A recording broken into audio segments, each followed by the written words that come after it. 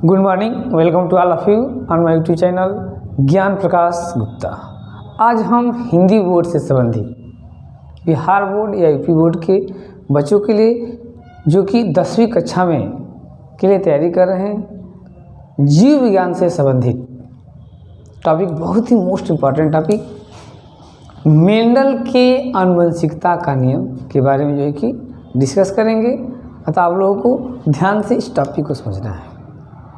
Mendel ने क्या भाई, मेंडल क्या है? तो ये आनुवंशिकता के पिता कहे जाते हैं। तो बोर्ड में आता है कि मेंडल के आनुवंशिकता के नियमों की व्याख्या कीजिए। क्या करना है? मेंडल के आनुवंशिकता के क्या नियम थे?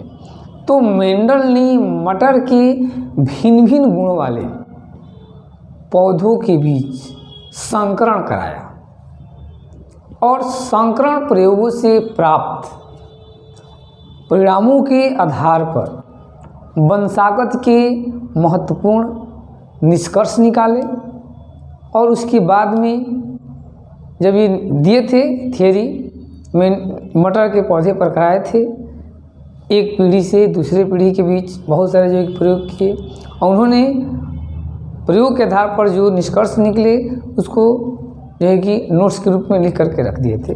बाद में उनके मर जाने के बाद कुछ उनके जो है कि सहयोगी सहकर्मियों ने, छात्रों ने, जैसे डिब्रीज और साइंटिस्टों ने, कार्ल कॉरेनस एवं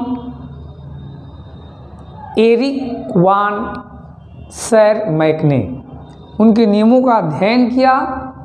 उनके जो लिखे हुए थे, जो दिए थे सिद्धांत, उनको अध्ययन किया और मेंडल के नियम के रूप में प्रस्तुत किया, जो कि हम मुख्य रूप से 3 नियम के बारे में हम स्टडी करते हैं। तो हमें यहाँ पर मेंडल के 3 नियम है जिसको स्टडी करेंगे।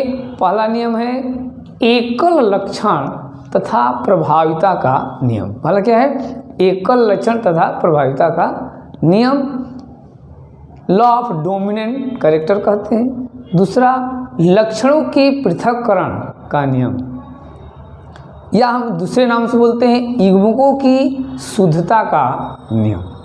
और तीसरा है स्वतंत्र अपविहवन का नियम। तो मेंडल के कितने नियम थे? 3 नियम थे। पहला, एकल लक्षण तथा प्रभाविता का नियम। दूसरा नंबर, लक्षणों के पृथक्करण का नियम या युग्मकों की शुद्धता का नियम। थर्ड नंबर है स्वतंत्र अपविहवन का नियम। तो आते हैं हम लोग पहले नियम का स्टडी करते हैं। तो पहला नियम क्या है भाई? एकल लक्षण तथा प्रभाविता का नियम। पहला क्या है? एकल लक्षण तथा प्रभाविता का नियम। ये पहला नियम है।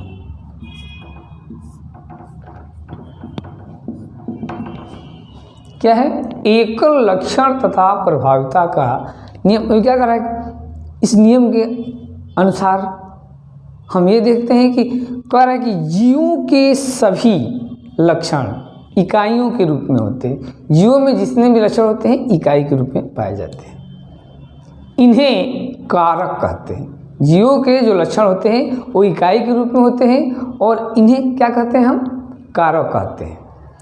प्रत्येक इकाई लक्षणों की जो इकाई लक्षण होते हैं कारक युग्मों में पाए जाते हैं। ठीक है ना? तो कहने का मतलब ये है कि जीवों के सभी लक्षण इकाइयों के रूप में पाए जाते हैं, इन्हें कारक कहते हैं। और प्रत्येक इकाई लक्षण कारकों के एक युग्म से नियंत्रित होता है, जिसमें से एक कारक माता से तथा दूसरे कारक पिता से मिलता है। एक कारक मैत्रिक होता है तथा दूसरा कारक पैतृक होता है। दोनों कारकों एक दूसरे के विपरीत प्रभाव के हो सकते हैं। जो दोनों कारक हैं एक दूसरे के विपरीत प्रभाव के हो सकते हैं, जिसमें से एक कारक अपना प्रभाव प्रदर्शित कर सकता है तथा दूसरा कारक प्रभाव परिलक्षित होता है। जिस कारक का प्रभाव प्रदर्शित होता है, ठीक है ना, वो प्रभावी कारक कहलाता है और दूसरा अप्रभावी कारक कहलाता है। तो प्रथम पीढ़ी में यदि ऐसे लक्षण के कारकों के बीच हम क्रॉस कराते हैं तो दोनों कारकों में से एक कारक जो प्रभावी होगा वो अपने प्रभाव को प्रदर्शित कर देगा और दूसरा प्रदर्शित नहीं करता है, अप्रभावी रहता है। ठीक है ना। हम एग्जाम्पल के तौर पर, उदाहरण के तौर पर समझ सकते हैं कि जब हम शुद्ध संयुग्मी तथा शुद्ध संयुग्मी लंबा तथा शुद्ध संयुग्मी बौने पौधे के बीच में हम क्रॉस कराते हैं, कैसे, लंबाई को लेकर के लंबे और बौने पौधे के बीच में क्रॉस कराते हैं, तो प्रथम पीढ़ी में जो संतानें होंगी F1 में सभी पौधे लंबे होंगे लेकिन संकर होंगे, क्योंकि इसमें लंबा वाला कारक प्रभावी होता है और बौना वाला कारक अप्रभावी होता है। तो क्या होगा, F1 पीढ़ी में दोनों के जीन रहते हैं, लंबा वाला का भी रहेगा और बौना वाला का भी रहेगा, लेकिन लंबा वाला का कारक प्रभावी होता है तो उसके जो फिनोटाइप बाहर से देखने पर सभी लंबे होते हैं, लेकिन जीनोटाइपिक जो इसका हम देखते हैं तो उसमें दोनों के कारक रहते हैं, लेकिन प्रकट कौन होता है, लंबा वाला, क्योंकि लंबा वाला गुण प्रभावी होता है और बौना वाला अप्रभावी होता है, जो कि प्रथम पीढ़ी में वो छुप जाता है। तो इसको हम एक ग्राफ के रूप में समझ सकते हैं। जैसे हम ले लेंगे शुद्ध लंबा और इसको ले लेंगे शुद्ध बौना।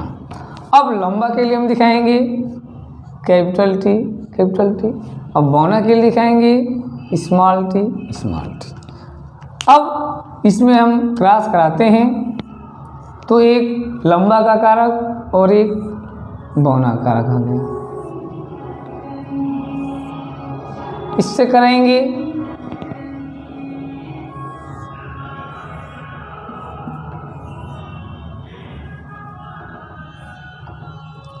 अब इसमें ले लेंगे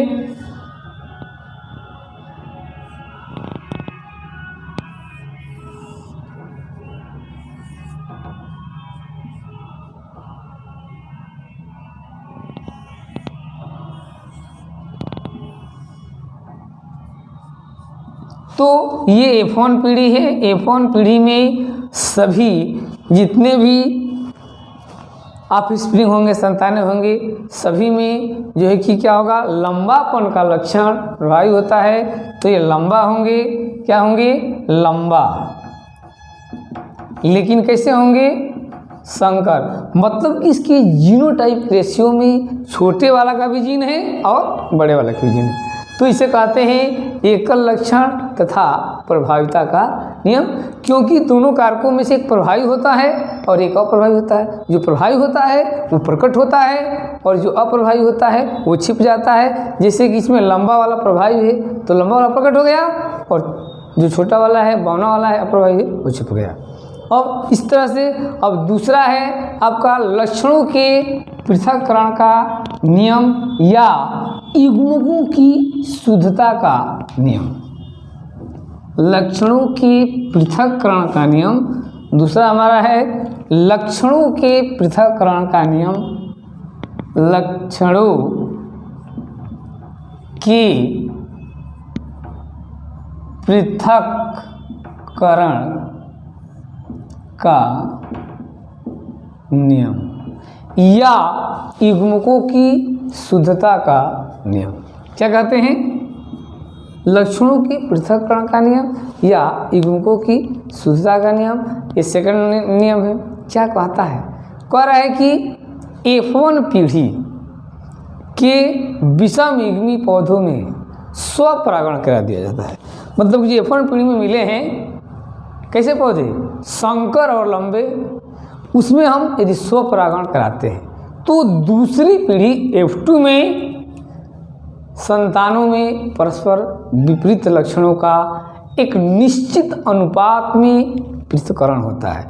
मतलब कहने का मतलब ये है कि द्वितीय पीढ़ी प्रथम पीढ़ी के जो मिले हैं संकर संतानें, इसमें कि लंबापन और बौनापन दोनों की जीन है, कैपिटल टी स्मॉल टी। जब इससे युग्मक बनेगा तो युग्मक शुद्ध रूप से बनता है, मतलब कि लंबे वाले कारक का भी युग्मक बनेगा और बौने वाले कारक का भी युग्मक बनेगा, न कि बौना वाला लंबे वाले के साथ रहने के कारण वह उसमें मिक्स हो गया है या उसका प्रभाव उस पर पड़ गया है, जिससे उसकी जो गुण है बदल गए। नहीं, लंबा वाला भी अपना युग्मक बनाएगा तो शुद्ध लक्षण के साथ, और बौना वाला भी बनाएगा अपना शुद्ध लक्षण शुद्ध गुण के साथ।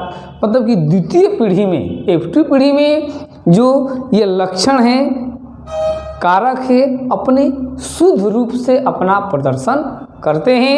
एक की वंशागत दूसरे की वंशागत को प्रभावित नहीं करती है। इसे क्या कहते हैं? लक्षणों के पृथक्करण का नियम। क्या कहते हैं भाई कि F1 पीढ़ी से जो भी संतानें प्राप्त होगी उसको जो है कि हम स्वपरागण करा देंगे, छोड़ देंगे करा करके, और दूसरी पीढ़ी की संतानों में जो परस्पर विपरीत लक्षण है उनका एक निश्चित अनुपात में शुद्ध रूप से पृथक्करण होता है। इन लक्षणों को पृथक्करण का नियम कहते हैं। जैसे हम देख लेते हैं कि F1 पीढ़ी में जो मिली संतानें हैं, F1 पीढ़ी इसी में कैसे संतानें थी? संकर, मतलब कि कैपिटल टी और स्मॉल टी। इसमें स्वपरागण मैंने करा दिया, गैमीट बन गया तो शुद्ध लंबा वाला का एक गैमीट बना, शुद्ध बौने वाले का भी एक गैमीट बना, फिर शुद्ध लंबा वाला का भी एक गैमीट बना और शुद्ध बौने वाला का भी गैमीट बना। जब क्रॉस होगा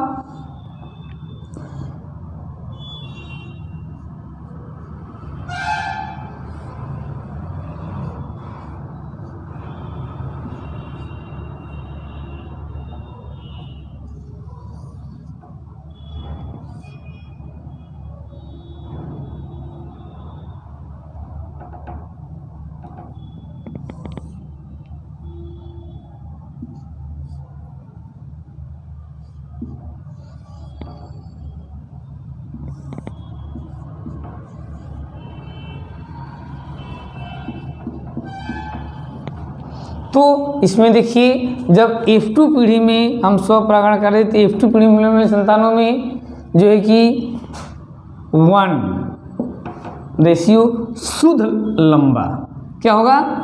ये होगा शुद्ध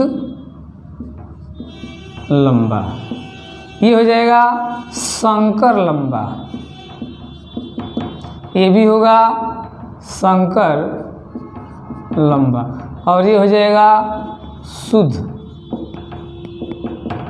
बौना। कहने का मतलब ये है कि F1 पीढ़ी में यह जो बौने वाला कार्य के साथ रहने के बाद भी जो है कि ये अशुद्ध नहीं हुआ है, तो दूसरे पीढ़ी में अपना प्रदर्शन करता है। तो इसमें जो है कि रेशियो जो मिलता है, जीनोटाइपिक रेशियो आपको मिलता है 1:2:1, या फिनोटाइपिक रेशियो निकालते हैं तो लंबा में शुद्ध लंबा 1% और 2% जो है कितना संकर लंबा, तो 3:1 का। तो ये जीनोटाइपिक रेशियो होता है और ये फिनोटाइपिक रेशियो होता है। तो ये है आपका दूसरा नियम, क्या हो जाएगा? लक्षणों के पृथक्करण का नियम। अब तीसरा नंबर है हमारा स्वतंत्र अपविभवन का नियम। स्वतंत्र अपविभवन का नियम क्या कहता है, इसको हम समझते हैं। तो स्वतंत्र अपविभवन का नियम किस लिए दिया गया था कि जब हम तो ये तो एक लक्षण के बीच में संकरण कराए हैं। अब तीसरा नियम कहता है स्वतंत्र अपविभवन की जब दो लक्षणों के लिए दो जोड़ी विपरीत प्रभाव वाले पौधों के बीच संकरण कराया जाता है। दो लक्षणों के लिए दो जोड़ी विपरीत प्रभाव वाले पौधों के बीच संकरण कराया जाता है। दो लक्षण मतलब कि एक रंग को लेकर के और दूसरा एक शेप को लेकर के, साइज को लेकर के, आकार को लेकर करते हैं। तो किसी पौधे के कह रहा है कि जब दो लक्षणों के दो जोड़ी विपरीत प्रभाव वाले पौधों के बीच में संकरण कराते हैं तो इन लक्षणों का पृथक्करण स्वतंत्र रूप से होता है, अर्थात एक की वंशागत दूसरे की वंशागत को प्रभावित नहीं करती। कहने का मतलब ये है कि मैंने दो पौधा मटर का लिया, एक का बीज गोल एक कैरेक्टर हो गया और रंग पीला हो गया, दूसरे का बीज हरे रंग का और उसका साइज झुर्रीदार हो गया। दो लक्षण हो गया, एक आकार को लेकर के गोल झुर्रीदार और रंग को लेकर के पीला और कैसा हरा। तो कहने का मतलब ये है कि जब हम क्रॉस कराते हैं तो प्रथम पीढ़ी में जो संतानें होंगी जिसमें कि अब हम आकार के कैपिटल आर और कलर को लेकर के कैपिटल वाई, ये है आपका गोल आकार को बतलाता है और ये बतलाता है पीला रंग के लिए। दूसरा जो हमारा है तो ये जो होगा आपका एकदम गोल होगा और कैसा होगा, पीला होगा। दूसरा लेते हैं झुर्रीदार और हरा, ठीक है। तो झुर्रीदार के लिए रिंकल तो स्मॉल आर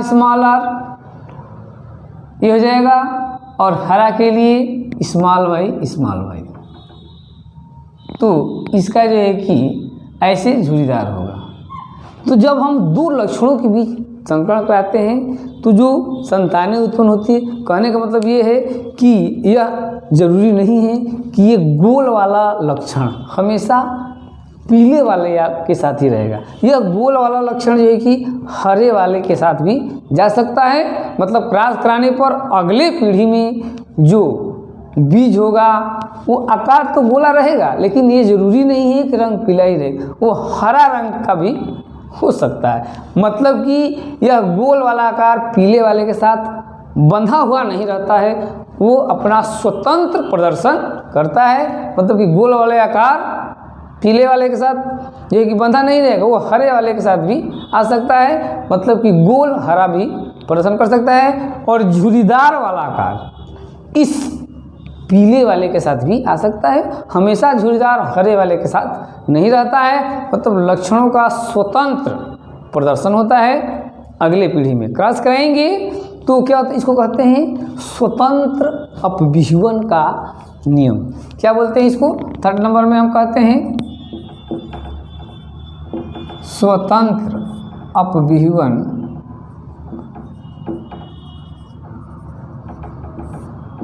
का नियम।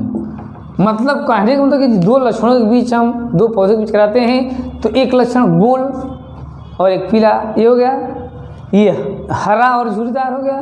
तो जब एक पीढ़ी संकरण करने के बाद इसमें अगले पीढ़ी में स्थानांतरण होगा तो ये जरूरी नहीं है कि गोल वाला पीले वाले के साथ ही रहेगा और हरे वाला झुर्रीदार वाले के साथ ही रहेगा। इनका अलग अलग प्रदर्शन कर सकते हैं। मतलब गोल हरा के साथ जा सकता है और झुर्रीदार पीला के साथ जा सकता है। इसी को कहते हैं स्वतंत्र अपविहवन का नियम।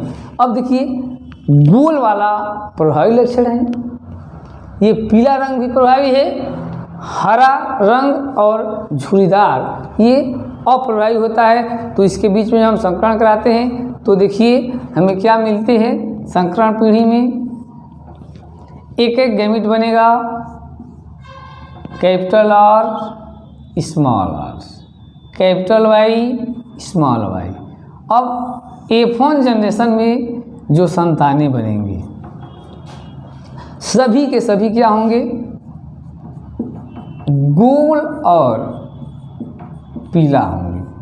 अब क्यों भाई, गोल वाला आकार झुर्रीदार पर प्रभावी है फर्स्ट नियम के अनुसार और पीला वाला रंग हरे वाले पर प्रभावी है।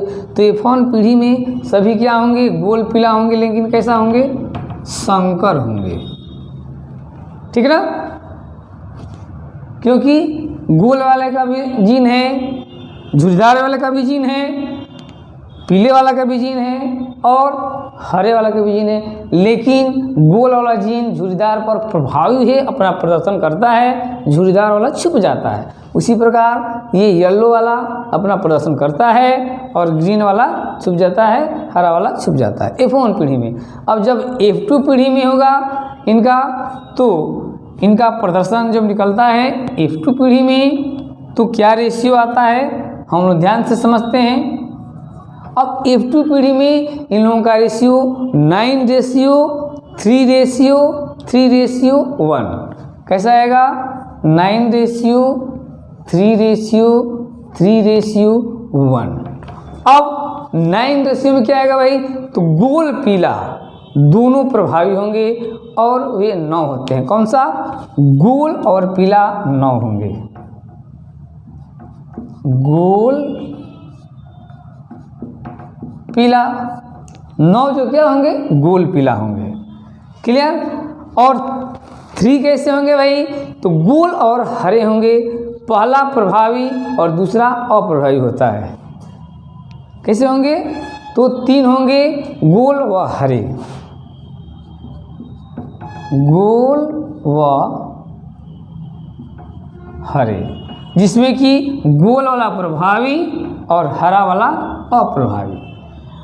अब यहाँ पर आ जाएंगे तो गोल व ये हरे हो गए, ये 9 क्या होता है, झुर्रीदार और पीले होंगे। क्या होंगे, झुर्रीदार, झुर्रीदार व पीले होंगे। इसमें झुर्रीदार वाला अप्रभावी और पीला वाला प्रभावी होता है।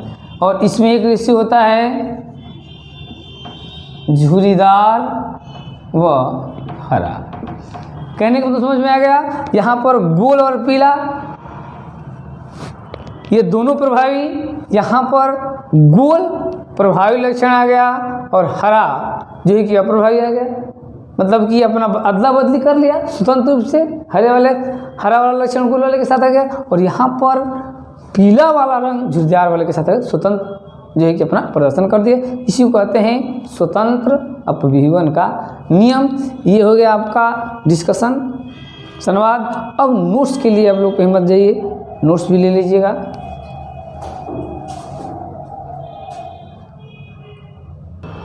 जैसा कि हम ऑलरेडी जानते हैं कि मेंडल के आनुवंशिकता के नियम का जो है कि अभी हम आप लोगों को बढ़िया से समझा दिए। इसके नोट्स के लिए हम देखते हैं, मेंडल ने मटर के विभिन्न गुणों वाले पौधों के बीच संकरण कराया और संकरण प्रयोगों से प्राप्त परिणामों के आधार पर वंशागत के महत्वपूर्ण निष्कर्ष निकाले।